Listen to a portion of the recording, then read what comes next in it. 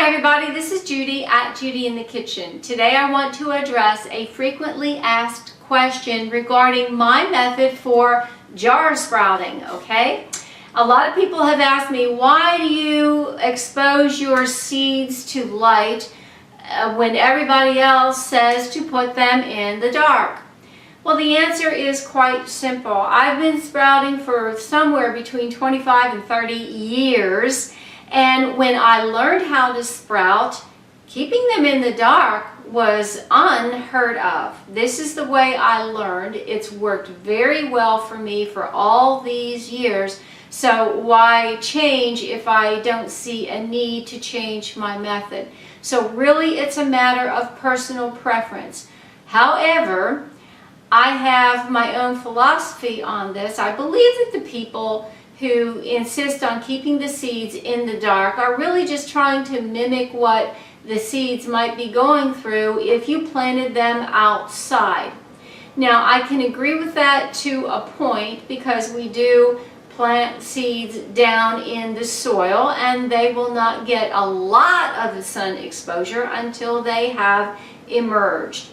Well, when you think about it, the seeds that we're putting in our jars, the vegetable seeds, are usually very, very tiny. And when you plant them, you usually sprinkle them on the soil and you might just kind of rough the soil up a little bit and pat it down and you're good to go. Or you might sprinkle them on the soil and then add just a very thin layer of soil on top of that, pat that down, and there you go from there. With them being so small and planted so shallowly in the soil, do you really think they're in total blackout darkness the entire time before they emerge? I question that they are. I just kind of doubt that they are in complete total darkness. They might be, but then again, they may not be. So I don't see any harm in some light reaching those seeds. I'm talking about the vegetable seeds before they have grown up and are ready to be harvested. So my premise is I continue to do like I've learned. I put my seeds in the jar, I soak them, and then I drain them.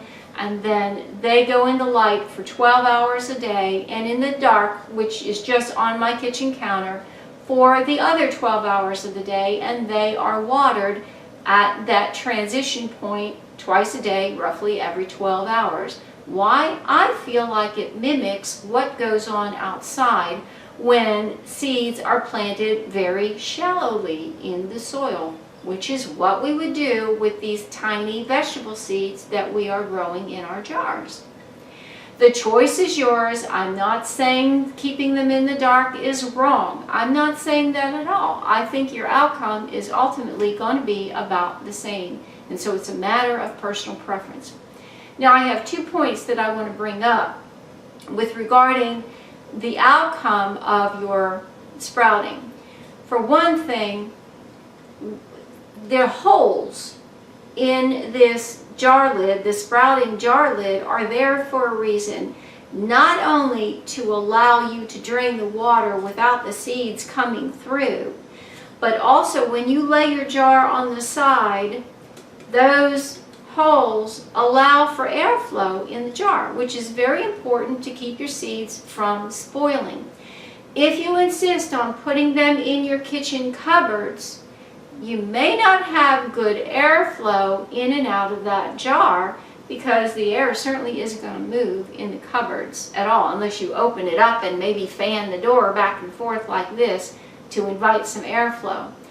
Or if you take your jar and you cover it, including covering the lid with a towel in an effort to keep them totally dark, you're preventing some airflow from going through those holes, and the seeds need some of that airflow so they don't spoil. The conditions are different in this jar than they are out in the soil, okay? They are different. They get some air out in the soil. They may not get enough air in your jar. So you need to bear that in mind. Another thing when you're jar sprouting is you want to make sure the temperature is appropriate for your seeds, because too warm of a temperature will also invite them to spoil, and that happens a lot, okay?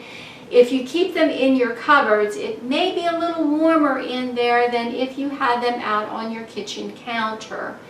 And most of the seeds that we grow in our jar sprouting are cool weather plants. Broccoli in particular is very popular right now, and it is a cool weather plant. So they're going to be happiest in your house somewhere between 60 and 70 degrees. They can tolerate a little bit above that, maybe up to 72. When you hit 73, they may grow fine, they may start to spoil. It's kind of iffy. It's a 50-50 kind of thing. It may happen, it may not happen. If you get 75 degrees or warmer, it's almost guaranteed that they're going to have a hard time growing and they're going to spoil. So bear in mind, wherever you keep your jar, you want it away from a heat source, okay? You want it to be in the coolest environment you can provide for them, okay? So let me know if you have any questions or comments below on this, and follow whichever directions you prefer that work well for you. It's a matter of personal preference. That's why there is a difference between my method and someone else's method.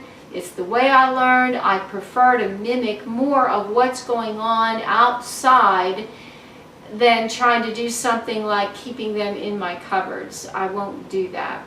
So anyway, I'm not starting a war here with those who insist on keeping them in the dark. It's a matter of what you prefer, and I just prefer my method, so that's what I promote. I do hope this helps. This is Judy at Judy in the Kitchen. Bye for now.